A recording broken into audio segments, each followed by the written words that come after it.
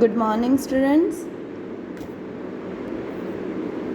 આજે આપણે જીવ વિજ્ઞાનના પ્રાયોગિક કાર્ય વિશે થોડીક માહિતી મેળવીશું કે પ્રાયોગિક પરીક્ષામાં કયા પ્રકારના પ્રશ્ન આવશે અને કયા પ્રયોગમાંથી કેટલા માર્ક્સના પ્રયોગો પૂછાશે. સો આપણે સ્ટાર્ટ કરીએ તેની પેપર સ્ટાઇલથી. તો બાયોલોજી એટલે જીવ વિજ્ઞાનની પરીક્ષામાં પ્રાયોગિક પરીક્ષામાં તમારે ટોટલ 5 પ્રશ્નો હશે અને દરેક પ્રશ્નના જુદા જુદા ગુણ છે. અને પ્રશ્ન નંબર 1 છે તેમાં પ્રયોગ નંબર 9 છે મેન્ડલનો વિશ્લેષણનો નિયમ.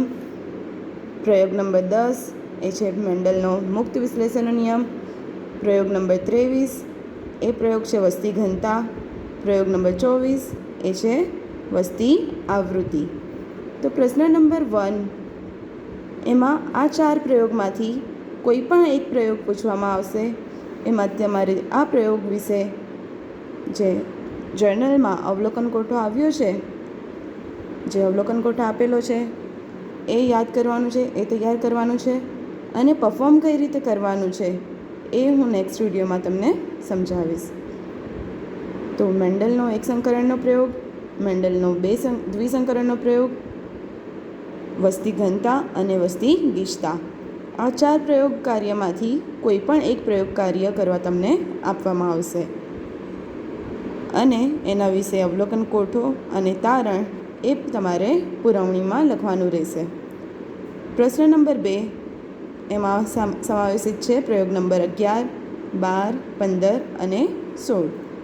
11મા નંબરનો જે પ્રયોગ છે એમાં તમારે વંશાવળી પૃથક્કરણના જે ચાર્ટ આપ્યા છે, ટોટલ 5 ચાર્ટ છે. વંશાવળી પૃથક્કરણમાં 5 પ્રકારની વંશાવળી આપેલી છે જર્નલમાં. કયા 5 પ્રકારની? એક સંલગ્ન પ્રભાવી ખામી, એક સંલગ્ન પ્રચ્છન્ન ખામી, દૈહિક રંગસૂત્ર સંલગ્ન પ્રભાવી અને દૈહિક રંગસૂત્ર સંલગ્ન પ્રચ્છન્ન અને વાય રંગસૂત્ર સંલગ્ન. આવી રીતે 5 લક્ષણોની વંશાવળી આપેલી છે. એ 5 વંશાવળી તમારે તૈયાર કરવાની છે. એ 5માંથી કોઈ પણ એક વંશાવળી આપવામાં આવશે, તેને તમારે ઓળખીને અને તેનું જનીન સ્વરૂપ, જનીન બંધારણ લખવાનું રહેશે. હું 1 બાય 1 દરેક પ્રાયોગિક કાર્યની વિડીયો બનાવીને તમને મોકલવાની છું. હવે છે પ્રયોગ નંબર 12. આમાં આવશે વંધ્યીકરણ અને કોથળી ચડાવવી, જે તમે થિયરી લેક્ચરમાં ઓલરેડી ભણી ગયા છો. ઇમેસ્ક્યુલેશન એન્ડ બેગિંગ. ઇમેસ્ક્યુલેશન એટલે વંધ્યીકરણ અને બેગિંગ એટલે કોથળી ચડાવવી. આ પ્રેક્ટિકલમાં તમારે પરફોર્મ કરવાનું નહીં હોય, ફક્ત લખવાનું રહેશે. પછી પ્રયોગ નંબર 15 એ છે ભૂમિનું બંધારણ, ભૂમિના નમૂનાનું બંધારણ. પ્રયોગ નંબર 16 એ છે ભૂમિની જલધારણ ક્ષમતા.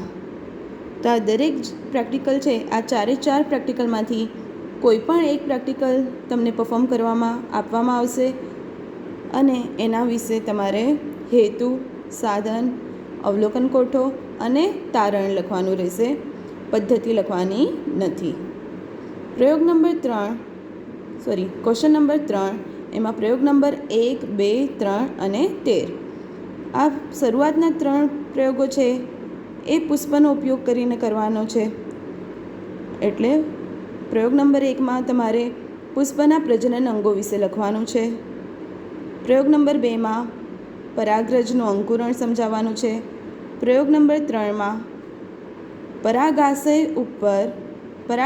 ઉપર પરાગરજનું અંકુરણ સમજાવવાનું છે. એટલે પરાગાશયમાંથી પરાગરજ મુક્ત થઈને પરાગાસન ઉપર સ્થાપિત થાય છે અને પરાગાસન ઉપર સ્થાપિત થઈને કઈ રીતે તેમાંથી પરાગનલિકાનું નિર્માણ થાય છે એ દર્શાવવાનું છે પ્રયોગ નંબર 3માં. પ્રયોગ નંબર 13 છે એમાં ન્યુક્લિક એસિડનું અભિરંજન કરવાનું છે અને એ અભિરંજન એસિટોકાર્બાઇન અભિરંજકથી થશે. આ દરેક પ્રેક્ટિકલ છે, 4 પ્રેક્ટિકલ, એ 4માંથી કોઈ પણ એક પ્રેક્ટિકલ એક્ઝામમાં પૂછાશે. પ્રયોગ નંબર 4 એ રાઉન્ડ ટેબલમાં આવશે. રાઉન્ડ ટેબલ એટલે શું કે તમને આ 6 પ્રયોગમાંથી કોઈ પણ સ્પેસિમેન આપવામાં આવશે એના માટે તમને 3 થી 4 મિનિટ આપવામાં આવશે અને 3 થી 4 મિનિટમાં તમારે નમૂનાને ઓળખવાનું છે અને તેની આકૃતિ ડ્રો કરીને તેના વિશે 2 થી 3 પોઈન્ટ્સ લખવાના છે. તો પ્રયોગ નંબર 4 છે, એમાં શુક્રપિંડ અને અંડપિંડનો આડોછેદ છે, તેનો ચાર્ટ આપવામાં આવશે. પ્રયોગ નંબર 5 એ વનસ્પતિનું માદા જન્યુજનકની આકૃતિ આપવામાં આવશે. પ્રયોગ નંબર 8 તેમાં ગર્ભકોષ્ઠી અવસ્થાની ચાર્ટ આપવામાં આવશે.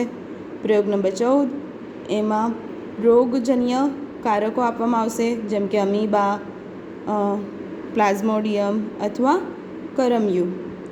પ્રયોગ નંબર 17 અને 18માં પ્રયોગ નંબર 17માં મરુદ્ભિદ વનસ્પતિ અથવા જલીય વનસ્પતિના નમૂના આપવામાં આવશે અને તેના અનુકૂલનો અને રૂપાંતરણ લખવાના છે. પ્રયોગ નંબર 8માં જેમ વનસ્પતિના નમૂના દર્શાવવામાં આવશે એવી જ રીતે કોઈપણ પ્રાણી જે મરુદ્ભિદ એટલે રણ વિસ્તારમાં વસતા પ્રાણીઓ અને જલીય વિસ્તારમાં અથવા ઉભયજીવી પ્રાણીઓનો નમૂનો આપવામાં આવશે. તેના અનુકૂલનો વિશે તમારે લખવાનું રહેશે. તો આ પ્રયોગ નંબર 4 છે એના કુલ ગુણ છે 24. અને લાસ્ટ ક્વેશ્ચન નંબર 5 એ તમારી જર્નલ હશે, જર્નલ સર્ટિફાઈડ હોવી જોઈએ. તેના કુલ ગુણ છે 4. તો આવી રીતે કુલ 50 ગુણની પરીક્ષા હશે. પ્રેક્ટિકલ એક્ઝામના કુલ ગુણ હશે 50, જેના ટોટલ 5 ક્વેશ્ચન છે. 3 ક્વેશ્ચન પરફોર્મન્સવાળા છે, પરંતુ દરેકમાં તમારે પરફોર્મન્સ કરવાની જરૂર નથી. અમુક પ્રેક્ટિકલ એવા બી છે કે જેમાં ફક્ત તમારે અવલોકન કોઠો અને તારણ લખવાના છે. હવે કઈ રીતે લખવાનું છે, શું કરવાનું છે, એ બધું હું જુદી જુદી વિડીયોમાં